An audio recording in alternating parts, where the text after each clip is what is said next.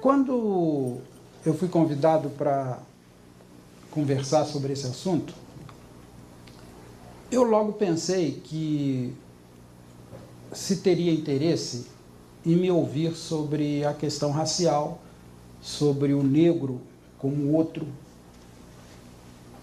do branco. Mas, em seguida, eu pensei o seguinte: e se eu tratasse de um outro mais genérico, e dentro desse outro mais genérico, eu incluísse o outro específico, que é o negro? E assim organizei minhas ideias. Eu vou falar de outros mais genéricos e dentro deles vou tratar de passagem da questão do negro no Brasil. Existem dois outros, um para o outro, que são o intelectual e o pobre. O intelectual é um outro para o pobre e o pobre é um outro para o intelectual.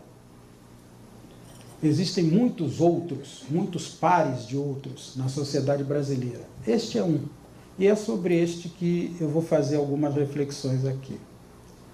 Vamos começar pelo seguinte: o que é pobre? Ou, numa fórmula melhor, o que são pobres no Brasil? Os sociólogos não gostam muito da noção de pobre. Dizem eles que é uma noção imprecisa, uma noção difícil de mensurar e que tem, portanto, pouca valia nas análises sociológicas. Eu acho que não. Eu, como tantos outros pesquisadores, pensadores, sociólogos, historiadores, cientistas sociais de um modo geral, achamos que não, que pobre não é uma categoria tão imprecisa quanto a sociologia costuma dizer. Talvez a sociologia ache a ideia de pobre, o conceito, a identidade de pobre, imprecisa, porque a sociologia é uma ciência, é um conhecimento elaborado dentro de uma determinada estratificação social, dentro da estratificação de classe, dizendo a mesma coisa por outras palavras. No Brasil há diversos tipos de estratificação social. Os cientistas sociais, os sociólogos, os historiadores, se colocam dentro da estratificação por classes. E a partir desta estratificação, eles veem a sociedade como um todo. E, portanto, faz sentido que eles não gostem da categoria de pobres, por achá-la imprecisa, de pouca valia analítica.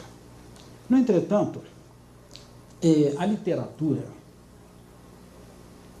fala dos pobres. Se é difícil, do ponto de vista sociológico, medir o que são pobres, o que é a pobreza, o que é o pobre, a literatura não tem qualquer dificuldade em fazer isso. Certamente porque a literatura fala dos desejos, fala dos sofrimentos, fala das paixões. Bom, se é assim, se a literatura trata do desejo, ela é bem capaz de trazer a realidade, de pôr na nossa frente os pobres, mas como coisa real, como ser, como sujeito. Se poderia até dizer que a literatura é a história dos pobres. Essa fórmula, aliás, não é minha. Outros já disseram isso. A verdadeira história dos pobres é a literatura. É aí que eles aparecem como sujeitos, e não como apêndices dos outros, dos proprietários, da classe média, da burguesia. Não, aí eles aparecem como sujeitos. Vejam, por exemplo, um romance como Angústia, de Graciliano Ramos. Angústia é um desfile de pobres. A trama principal é um sujeito de classe média, um funcionário público, um Barnabé, como se dizia antigamente, típico, que é infeliz na sua vida cotidiana. E essa infelicidade, essa falta de sentido que ele tem na vida, essa falta de objetivo, essa falta de grandeza de que ele sofre, termina com uma paixão. Ele se apaixona por uma moça, uma vizinha, vulgar, uma moça vulgar, caracterizadamente vulgar. O Graciliano Ramos capricha na caracterização dessa moça, Marina, como uma criatura vulgar, e ele se apaixona desesperadamente por ela. Afinal, ela acaba se entendendo, namorando o outro, esse outro a deixa, e aí o primeiro, o Luiz da Silva, o protagonista, vai e mata este segundo namorado da Marina. Essa é a trama, mas o importante não está na trama, o importante está no que aparece no fundo do palco, que são os pobres. A vida de Luiz da Silva e de Marina é cheia de pobres. Ia sentar-se no canto mais escuro, longe do candeeiro de petróleo, longe dos homens de camisas sem mangas e das mulheres que arrastavam tamancos. Vagabundos? Nada. Estavam ali indivíduos de várias profissões. O moleque tisnado era engraxate.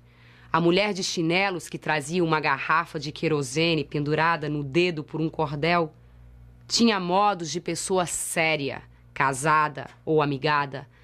A rapariga pintada de branco e vermelho com marcas de feridas nos braços devia ser uma ratoína como Antônio. O homem gordo era pedreiro. Via-se pelas manchas de cal na roupa.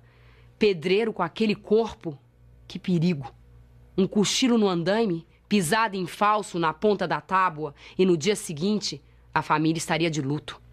Então tá aí um exemplo. Quem quiser saber o que são pobres vai ler o Graciliano Ramos.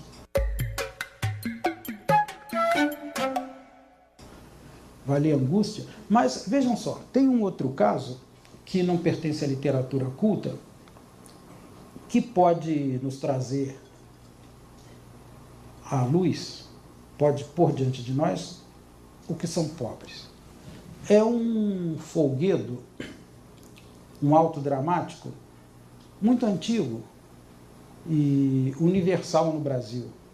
Mário de Andrade dizia que este auto é o mais universal dos folguedos dramáticos do Brasil. É o Bumba Meu Boi. O Bumba Meu Boi vem do século XVIII, seguramente de antes, mas os primeiros registros do Bumba Meu Boi são do século XVIII. E ele aparece desde a Amazônia até o Rio Grande do Sul, sob variadas formas. O que é o Bumba Meu Boi? É uma dramatização. A história é muito simples, o enredo é muito simples. É um casal de escravos, Mateus e Catirina, a mulher engravida e tem desejo, vejam, desejo de comer língua de boi. Mas como? Uma preta escrava com desejo de comer língua de boi? O homem dela, o Mateus, para atender este desejo da negra, mata um boi do senhor. Divide as partes do boi entre os outros trabalhadores da fazenda e a língua para satisfazer o desejo da mulher. Acontece que esse boi era o preferido do amo. E aí o amo fica inconsolável. Manda castigar Mateus, Mateus foge. E o amo, então, arranja um grupo de índios amigos e manda atrás de Mateus até capturá-lo. O trazem, e o próprio Mateus, nesse momento, condoído do sofrimento do senhor pela perda do seu boi preferido, procura ressuscitar o boi. E se convocam, então, todos os curadores da fazenda, o médico, o xamã, o feiticeiro, todos os que sabem curar, são convocados para ressuscitar o boi. A uma certa altura, aplicam um clister no rabo do boi, e o boi renasce, e aí a festa.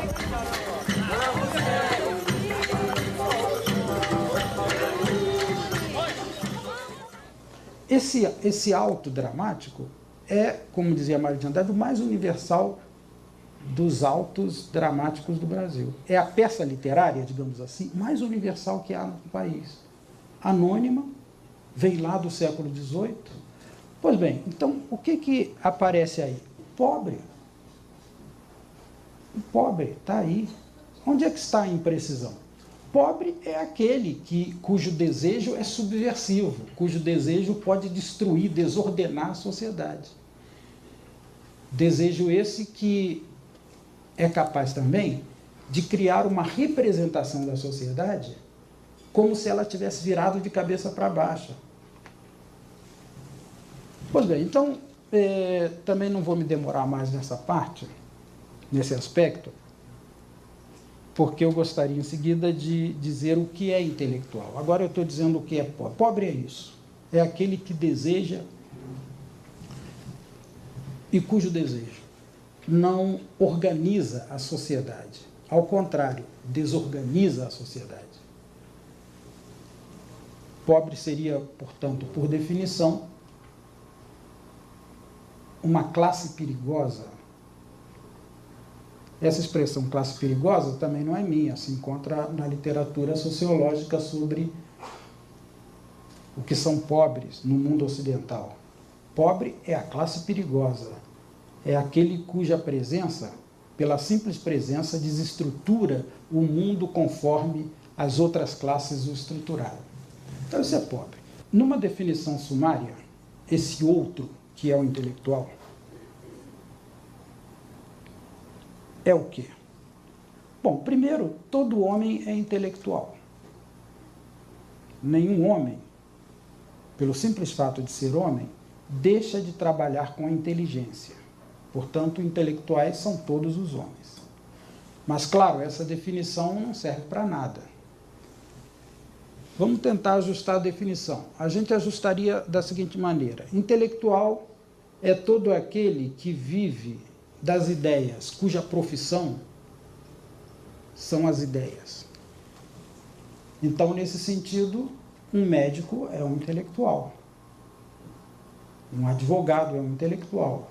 Um professor, evidentemente, é um intelectual. Qualquer profissional liberal é um intelectual. E, aliás, é curioso como profissional liberal é uma expressão que se consagra por oposição à profissão manual. Profissão liberal, profissão de quem é livre, de quem não trabalha com as mãos. E profissão manual, profissão de quem não é livre, de quem trabalha por isso com as mãos. Então, todo profissional liberal é um intelectual. Mas essa definição também não esgota a questão, porque nós sabemos que há um grupo na sociedade cuja especialidade é produzir ideias, conceitos, saber, conhecimento. Esse grupo especializado é o que nós reconhecemos comumente como intelectuais. E, como todo homem, ele é intelectual.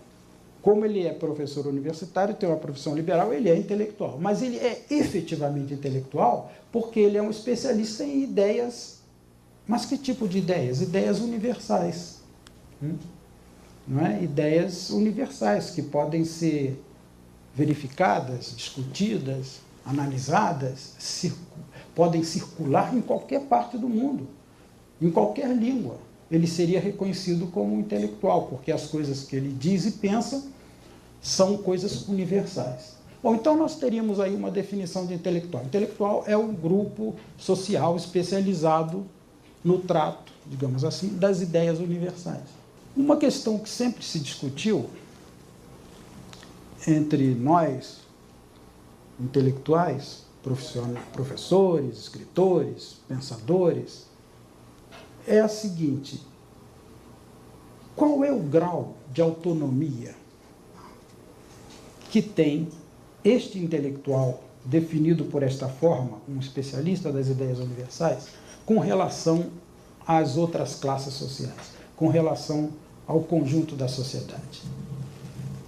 Os intelectuais, eles próprios, gostam de achar que eles são muito autônomos, de que a autonomia deles é muito grande com relação às outras classes sociais, aos outros interesses sociais.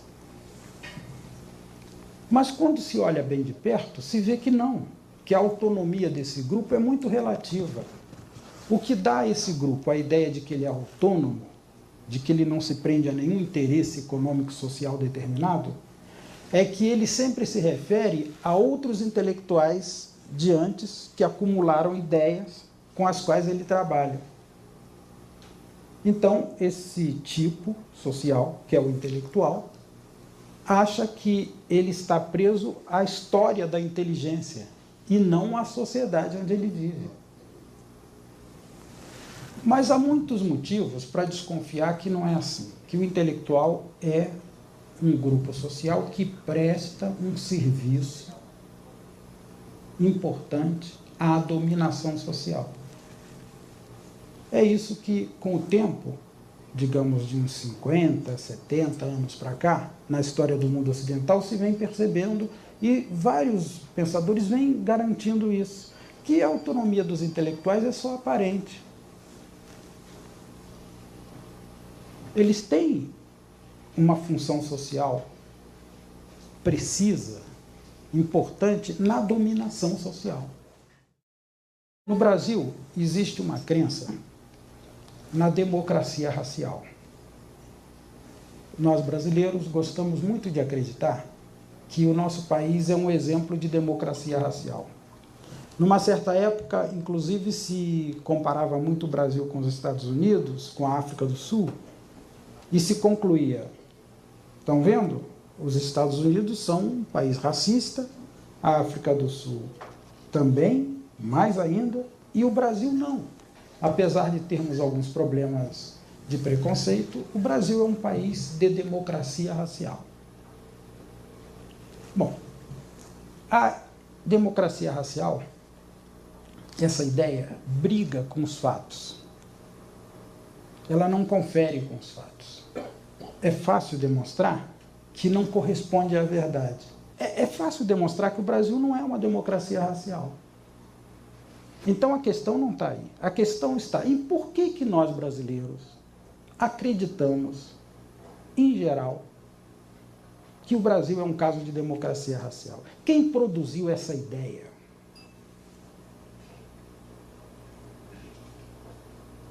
Também seria fácil demonstrar que foram os intelectuais.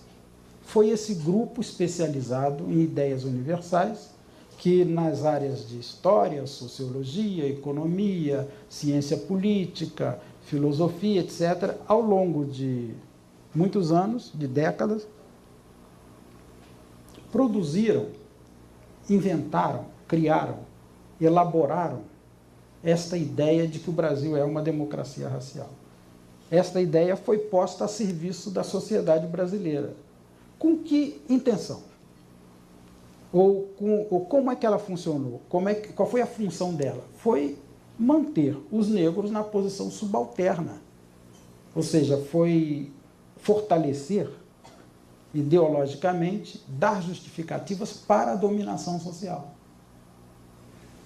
Eu estou dando apenas um exemplo, eu poderia dar outros, tirados de outros campos da atividade social, para demonstrar que os intelectuais, embora se creiam autônomos com relação aos interesses sociais, na verdade são um grupo social especializado na produção de ideias convenientes à dominação social. No geral. Porque se poderia dizer, bom, e os intelectuais críticos? E os intelectuais que, tendo consciência do seu papel de sapadores da dominação social, de bombeiros da dominação social, de remendadores da dominação social, de justificadores da dominação social, os intelectuais que, tendo consciência disso, recusam este papel. Sim, a intelectualidade não é completamente homogênea. Há os que servem deliberadamente, pacificamente à dominação social, e há os que não, há os que se recusam a isso, seguindo variados caminhos. Então, deixa eu dar aqui 2 ou 3 exemplos de intelectuais de diferentes tipos.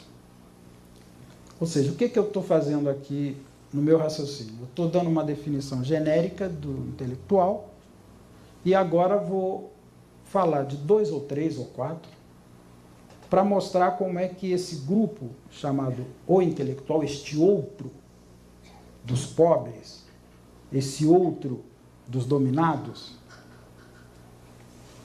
não é homogêneo.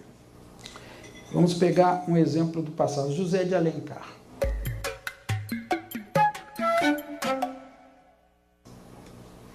Que já foi tanto estudado, por sinal que dos autores da literatura brasileira, consta que é o mais popular até hoje. O mais lido pelas pessoas de poucas letras, digamos assim. Portanto, aquele que mais influenciou o imaginário popular. José de Alencar era um intelectual tipicamente, ou melhor, tipicamente não, um intelectual candidamente, inocentemente, adaptado a este papel de produtor de ideias convenientes à dominação social. Embora tenha tido mérito literário, embora em algumas questões de natureza política, ele foi deputado, não sei se sabem, foi político no Império, ele tenha tido algumas posições progressistas, críticas com relação à dominação imperial, mas a sua literatura, a sua produção literária, basta ler com atenção para se ver que é isso, é um produtor de ideias convenientes à dominação social. Inclusive, o seu indianismo, a exaltação do índio, que marca o José de Alencar, é uma compensação, digamos assim, forçando um pouco a mão, uma compensação pela maneira senhorial com que ele trata o negro na sociedade brasileira. Leiam, por exemplo, uma peça chamada O Demônio Familiar.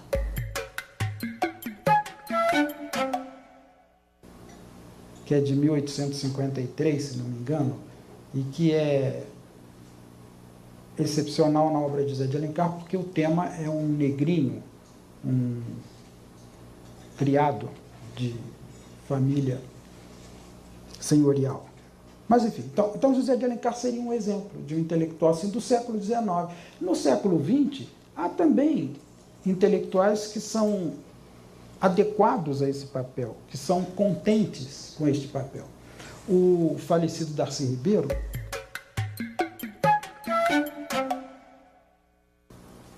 tinha uma definição, uma classificação interessante de intelectuais. Ele dizia assim: há dois tipos de intelectuais: o intelectual contente e o intelectual irado.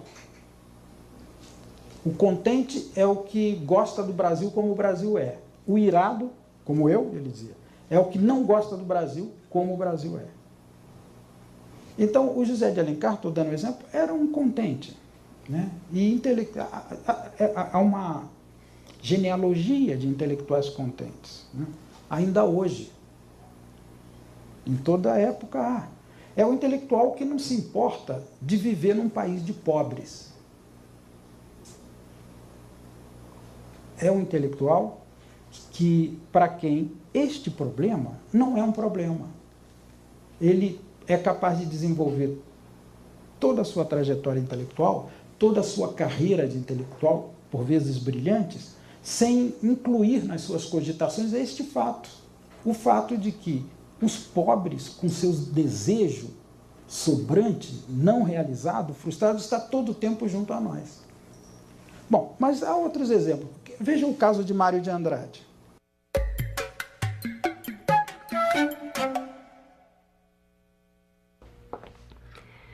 Mário de Andrade nasceu em São Paulo, em 1893. Catedrático de História da Música, professor de piano e jornalista. Foi um dos organizadores da Semana de Arte Moderna e se tornou o teórico mais importante do modernismo. Mário de Andrade foi um pesquisador e estudioso da cultura popular. Escreveu sobre diversos autos, modinhas e expressões artísticas de nosso povo. É autor de vários poemas, romances, cartas, ensaios e críticas literárias. Toda a sua obra tem um forte caráter nacionalista. É bem o oposto do caso do José de Alencar. Mário de Andrade se poderia até dizer, forçando um pouco a mão, que morreu disto. Mário de Andrade morreu de depressão.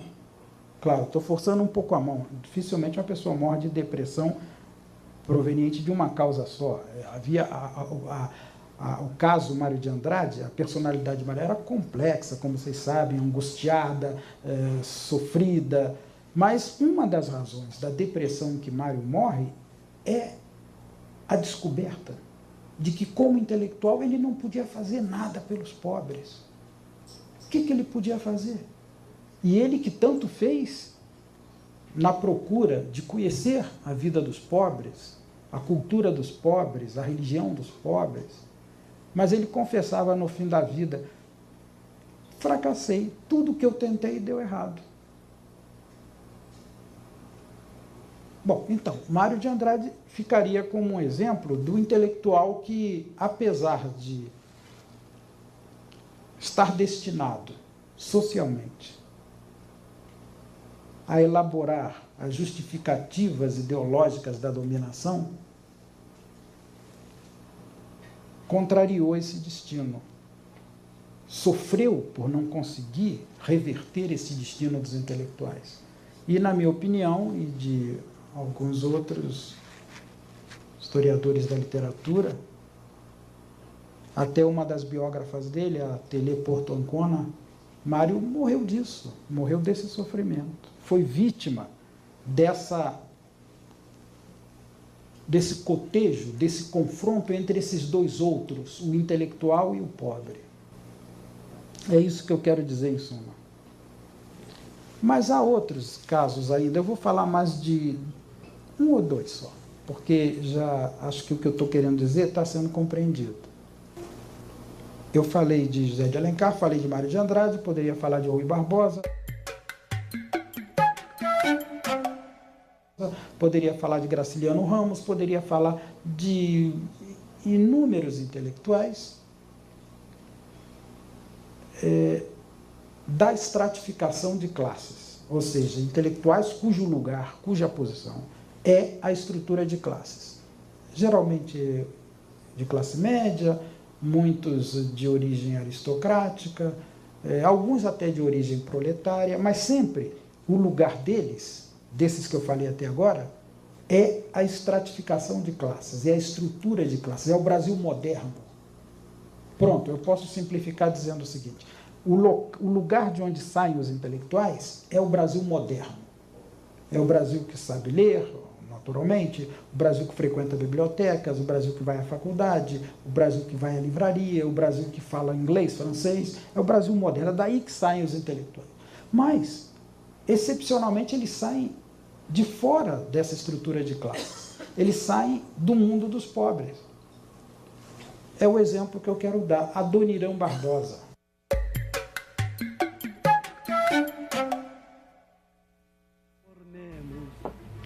Adoniran Barbosa é o pseudônimo de João Rubinato, sétimo filho de imigrantes italianos. Nasceu em Valinhos, interior de São Paulo. Segundo ele, frequentou a escola Amuque. Foi pintor, encanador, serralheiro, entregador de marmita, garçom e até mascate. Foi em suas andanças diárias que compôs muitos sambas. Mesmo sendo gongado em vários programas de calouro, não desistiu da carreira artística e se tornou ator de rádio, cinema e televisão. Adoniran foi considerado o mais paulistano dos compositores, com cerca de 120 músicas registradas, muitas delas inspiradas em fatos reais. Samba do Ernesto, Saudosa Maloca, Trem das 11 e tantas outras são retratos das transformações de São Paulo em metrópole. Falando como o povo simples exprimiu o sentimento destes em suas músicas. Mais que um reprodutor de sotaques, Adoniran Barbosa foi, sem dúvida, um representante da alma popular. Saudosa Maloca, Maloca querida, din-din, donde nós passemos dias felizes de nossa vida. Saudosa Maloca, Maloca querida, din-din, donde nós passemos dias felizes de nossa vida. Adoniran Barbosa. Primeira ideia, mas como? Adoniran é um compositor, não é um intelectual? Mas pode-se admitir que um compositor popular, um artista, um pintor, um escultor, um dançarino, seja um intelectual. Como? O que é basicamente um intelectual? É alguém que, a partir de um grupo social determinado, fala para a sociedade, representa esse grupo para a sociedade, em primeiro lugar. E, em segundo lugar, é alguém que, para a sua própria gente, para o seu próprio grupo, estabelece algumas normas de conduta. Tem uma função pedagógica. Dizendo a mesma coisa por outras palavras. Intelectual é aquele que representa um grupo social para fora e educa o seu grupo social para dentro. O mais famoso pensador a utilizar esse conceito de intelectual é um italiano, Gramsci.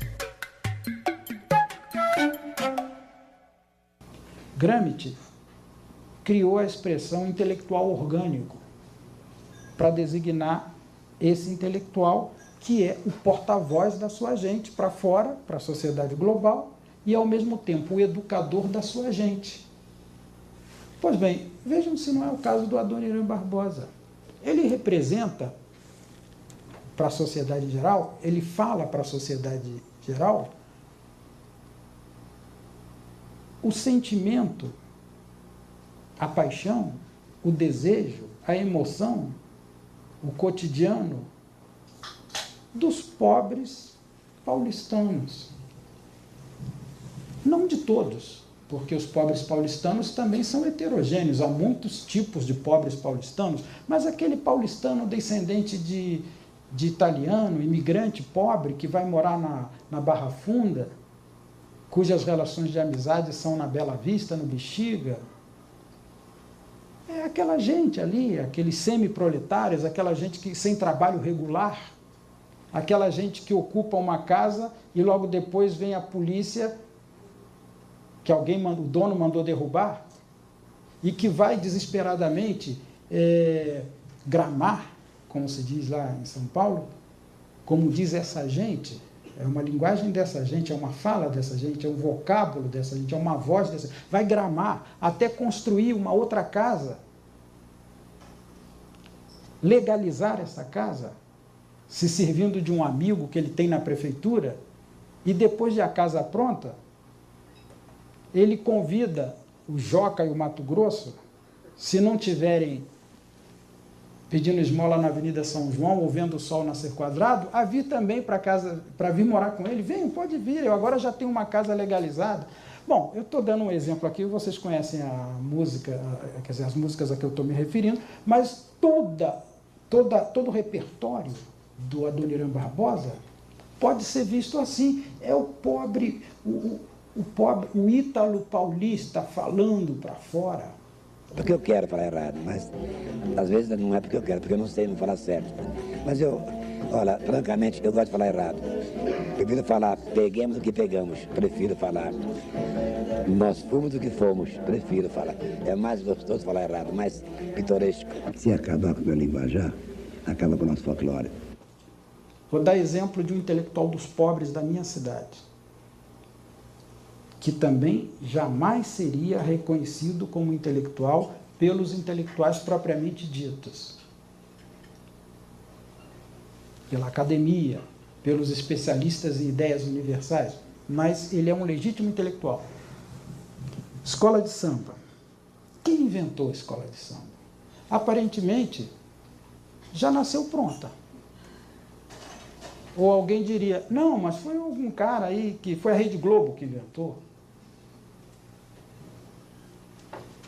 Quem inventou a escola de samba foi um pequeno grupo de negros, em geral filhos de baianas, que em diversos cantos da cidade do Rio foram substituindo o rancho, que era um folguedo folclórico, por uma nova forma, que vai ser mais tarde chamada de escola de samba. Então, um grupo de negros, analfabetos ou semi-analfabetos, filhos ou netos de escravos, inventaram uma forma artística que hoje é reconhecida como uma das mais importantes formas artísticas populares do Brasil. Quem diria que a escola de samba não é uma coisa importante hoje culturalmente? Quem inventou? Um grupo de negros, entre eles especialmente um chamado Paulo da Portela.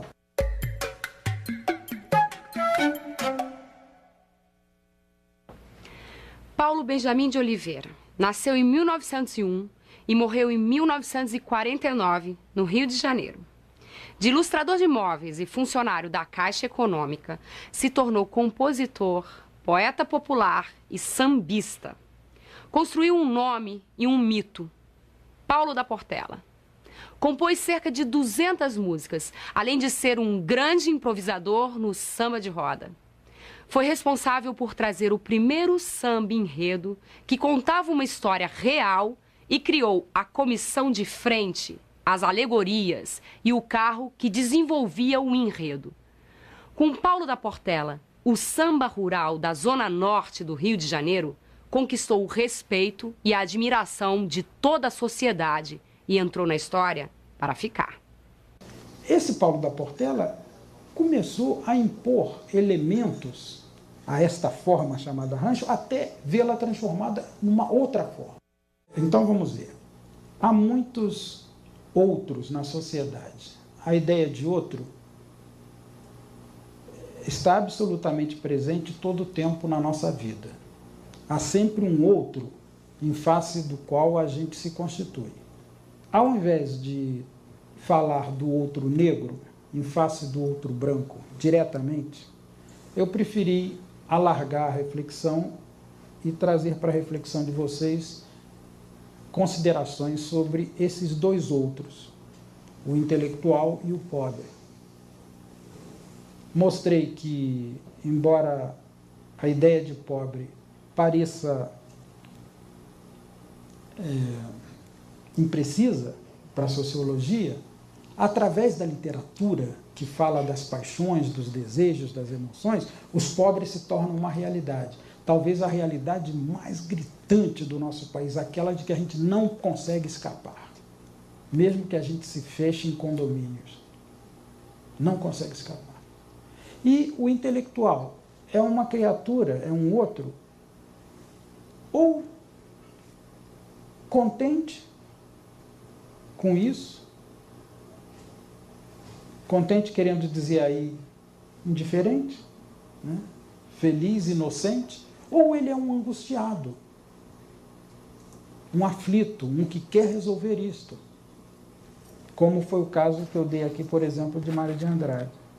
Mas a questão não se esgota, porque, além desses intelectuais que pertencem à estrutura de classes, especialistas em ideias universais, há intelectuais produzidos pelos pobres. Como dei 2 exemplos aqui, podia dar muitos outros. Adoniran Barbosa, no caso de São Paulo, e Paulo da Portela, no caso do Rio de Janeiro. E a reflexão, então, final é: onde é que esses 2 intelectuais podem se encontrar? Esses 2 outros respectivos, um com relação ao outro, onde é que eles podem se encontrar? Onde é que está o ponto de encontro? As ideias que eu expus, para serem aceitas, requerem concordâncias anteriores. Eu vou dizer quais. Primeiro, que não há ideias universais. Se não se concordar com isso, quase que todo o meu raciocínio fica inviabilizado. Eu não creio que haja ideias universais. Portanto, não há nenhum grupo que tenha podido se especializar nas ideias universais, a não ser por impostura. Talvez seja essa a nossa impostura de intelectuais. Mesmo que sejamos muito honestos, e alguns de nós são exemplos de honestidade intelectual, talvez haja uma impostura em falar por ideias universais. Eu parto então desse princípio: não há ideias universais. Cada grupo, cada região, cada povo, cada cultura produz as suas ideias, que podem ser intercambiáveis, mas nenhuma delas será de validade universal. Eu quero dar um exemplo aqui. A ideia de direitos humanos. Nós, eu pelo menos, e tantos intelectuais, e tantas pessoas por aí afora, de diferentes classes, de diferentes graus de instrução, se batem pelos direitos humanos. Será que os direitos humanos são universais? Ou seja, valem para toda a espécie humana?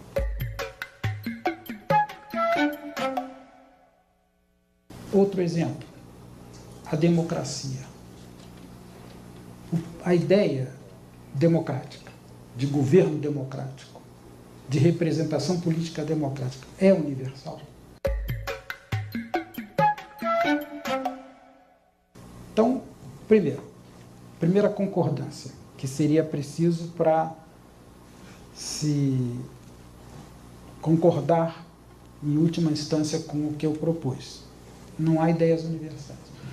Outra concordância que eu preciso é de que cultura não é isso que nós, os intelectuais propriamente ditos, chamamos de cultura. Cultura é um significado que pode se dar a qualquer coisa, a qualquer objeto, a qualquer ente. Cultura não são as coleções de objetos enobrecidos, consagrados pela história do mundo ocidental. Por exemplo, o que me leva a dizer que ópera é cultura?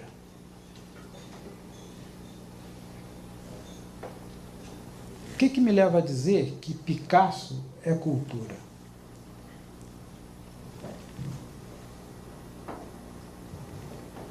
É um critério universal?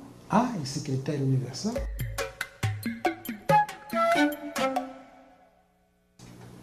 O que nós apresentamos como cultura, como belas artes, como alta filosofia, como grande arte,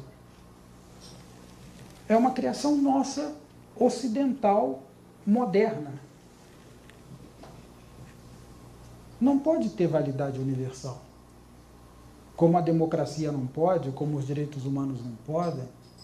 Isso que parece terrível, negativo, talvez não seja, talvez seja o princípio indispensável para que nós podamos entender o outro aceitar o outro, mais do que entender e aceitar, hospedar o outro. Aceitar o outro é fácil. As companhias de turismo vivem da venda, da mercantilização, da aceitação do outro. Vamos até a Índia, que você vai ver lá o pessoal tomando banho no Rio Grande. Vamos até o interior de Goiás para ver lá os índios. Vamos ver o outro. O difícil é hospedar o outro. E para hospedar o outro, você precisa largar um pouco mão de si próprio. Largar das suas ideias, largar dos seus sentimentos, né? Então, essa seria uma segunda concordância. Uma outra concordância necessária para se achar razoável aquilo que eu propus é a ideia de que na vida cotidiana, todo o tempo estão nascendo processos culturais autônomos. Autônomos com relação ao mercado e com relação ao Estado. Agora mesmo nós estamos aqui conversando e por aí afora, pelos bairros, pelas cidades do interior, por toda parte, pelo mundo inteiro, estão se iniciando processos culturais autônomos. Num determinado momento, o mercado vai se apropriar deles ou o Estado vai se apropriar. Aí eles deixarão de ser autônomos. Mas antes que o Estado e o mercado se apropriem deles, eles têm vida livre, autônoma. E esses processos culturais autônomos produzem todo o tempo os seus intelectuais, os seus líderes, as pessoas que comandam esses processos, que inventam, que criam, que juntam, que educam, nesse sentido de educar a sua gente. Se vocês, por hipótese, puderem concordar com algumas dessas premissas, aí eu estou pronto para dizer o que eu acho que o intelectual como nós pode fazer para não morrer que nem Mário de Andrade angustiado. O que você faz com essa vida? O que você faz? Uma coisa que você pode fazer é não ligar para ela, é viver como se ela não existisse. Esse fenômeno antigamente a gente chamava de alienação. É alienação, você pode viver alienado. Eu acho que nós, os intelectuais da classe média, da modernidade, nós, os intelectuais propriamente ditos, especialistas nas ideias universais, temos que nos suicidar enquanto grupo social. É o suicídio, vamos dizer, hegeliano. Vocês vão me permitir lembrar aqui um dos pontos principais da filosofia de Hegel, que é a negação da negação. Ou seja, uma coisa só é diante da outra. Ela não é em si mesma. Por exemplo, o negro só existe diante do branco. Se não houver o branco, não existe o negro. O sim só existe em função do não. Uma coisa só se afirma pela negação da outra, né? E a negação dela pela outra, que foi negada, implica na destruição dos dois e na criação de uma outra coisa, que não é a primeira nem a segunda, né? Hegel ilustra isso com o caso do amo e do escravo. O escravo só é escravo diante de um amo. O amo só é amo diante de um escravo. Mas com uma diferença: o amo tem uma possibilidade que o escravo não tem. O amo se reconhece como amo diante de outros amos. E, portanto, essa relação amo-escravo não vai mudar por vontade do amo. Só o escravo pode deixar de ser escravo quando ele liquida o amo, porque a única possibilidade dele ser é o amo. Essa dialética dá para ver com uma certa clareza no caso da relação homem e mulher. A mulher é mulher diante do homem. E o homem é homem diante da mulher. Mas o homem tem uma possibilidade, ele se afirma como homem diante dos outros homens. Portanto, não se pode esperar a salvação do mundo dos homens. As mulheres, sim, as mulheres podem destruir o homem porque ela só existe em função do homem. E ao destruir o homem, ela libertar o homem e a mulher dessa relação de dominação que prende os dois. Muitos filósofos já disseram isso, já sugeriram isso. Se a mulher não salvar o mundo não vai se salvar. Por quê? Porque a mulher está na situação do escravo diante do amo. Ela se salva a si e salva o amo. E com isso se abre a possibilidade de um outro ser, um outro ente que não seja nenhum dos dois.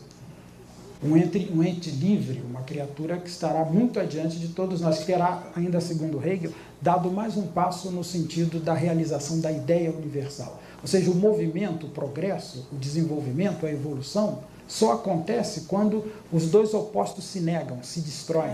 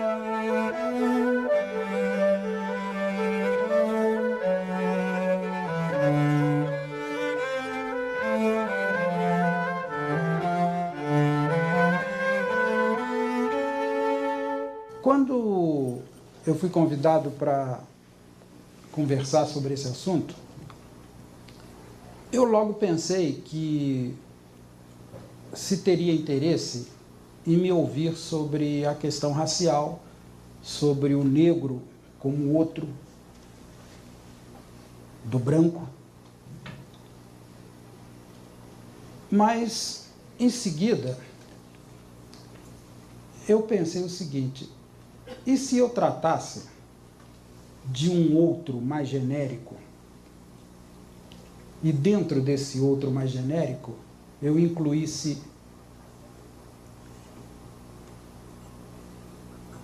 o outro específico que é o negro? E assim organizei minhas ideias. Eu vou falar de outros mais genéricos e dentro deles vou tratar de passagem da questão do negro no Brasil. Existem dois outros, um para o outro, que são o intelectual e como Angústia, de Graciliano Ramos. Angústia é um desfile de pobres.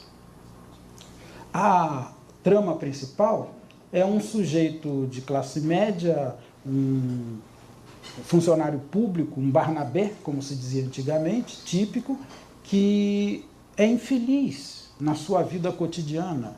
E essa infelicidade, essa falta de sentido que ele tem na vida, essa falta de objetivo, essa falta de grandeza de que ele sofre, termina com uma paixão. Ele se apaixona por uma moça, uma vizinha, vulgar, uma moça vulgar, caracterizadamente vulgar. O Graciliano Ramos capricha na caracterização dessa moça, Marina, como uma criatura vulgar, e ele se apaixona desesperadamente por ela. Afinal, ela acaba se entendendo, namorando o outro, esse outro a deixa, e aí o primeiro, o Luiz da Silva, o protagonista, vai e mata este segundo namorado da Marina. Essa é a trama, mas o importante não está na trama, o importante está no que aparece no fundo do palco, que são os pobres. A vida de Luiz da Silva e de Marina é cheia de pobres. Ia sentar-se no canto mais escuro, longe do candeeiro de petróleo, longe dos homens de camisas sem mangas e das mulheres. Dentro da estratificação por classes. E dentro, e a partir desta estratificação, eles veem a sociedade como um todo. E, portanto, faz sentido que eles não gostem da categoria de pobres, por achá-la imprecisa, de pouca valia analítica. No entretanto, a literatura fala dos pobres. Se é difícil, do ponto de vista sociológico, medir o que são pobres, o que é a pobreza, o que é o pobre, a literatura não tem qualquer dificuldade em fazer isso. Certamente porque a literatura fala dos desejos, fala dos sofrimentos, fala das paixões. Bom, se é assim, se a literatura trata do desejo, ela é bem capaz de trazer a realidade, de pôr na nossa frente os pobres, mas como coisa real, como ser, como sujeito. Se poderia até dizer que a literatura é a história dos pobres. Essa fórmula, aliás, não é minha. Outros já disseram isso. A verdadeira história dos pobres é a literatura. É aí que eles aparecem como sujeitos, e não como apêndices dos outros, dos proprietários, da classe média, da burguesia. Não, aí eles aparecem como sujeitos. Vejam, por exemplo, um romance que arrastavam tamancos. Vagabundos? Nada. Estavam ali indivíduos de várias profissões. O moleque tisnado era engraxate. A mulher de chinelos, que trazia uma garrafa de querosene pendurada no dedo por um cordel, tinha modos de pessoa séria, casada ou amigada. A rapariga pintada de branco e vermelho, com marcas de feridas nos braços, devia ser uma ratoína como Antônio. O homem gordo era pedreiro. Via-se pelas manchas de cal na roupa. Pedreiro com aquele corpo, que perigo. Um cochilo no andaime, pisada em falso na ponta da tábua, e no dia seguinte a família estaria de luto. Então tá aí um exemplo. Quem quiser saber o que são pobres vai ler o Graciliano Ramos.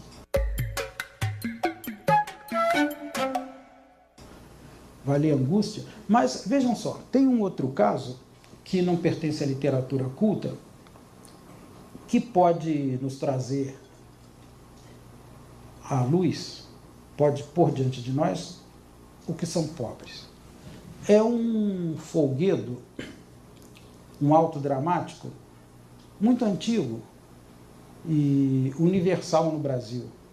Mário de Andrade dizia que este auto é o mais universal dos folguedos dramáticos do Brasil. É o Bumba Meu Boi. O Bumba Meu Boi vem do século XVIII, seguramente de um pobre. O intelectual é um outro para o pobre e o pobre é um outro para o intelectual. Existem muitos outros, muitos pares de outros na sociedade brasileira. Este é um. E é sobre este que eu vou fazer algumas reflexões aqui. Vamos começar pelo seguinte: o que é pobre? Ou, numa fórmula melhor, o que são pobres no Brasil?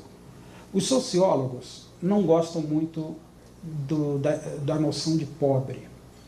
Dizem eles que é uma noção imprecisa, uma noção difícil de mensurar e que tem, portanto, pouca valia nas análises sociológicas. Eu acho que não. Eu, como tantos outros pesquisadores, pensadores, sociólogos, historiadores, cientistas sociais de um modo geral, achamos que não, que pobre não é uma categoria tão imprecisa quanto a sociologia costuma dizer. Talvez a sociologia ache a ideia de pobre, o conceito, a identidade de pobre, imprecisa, porque a sociologia é uma ciência, é um conhecimento elaborado dentro de uma determinada estratificação social, dentro da estratificação de classe. Dizendo a mesma coisa por outras palavras. No Brasil há diversos tipos de estratificação social.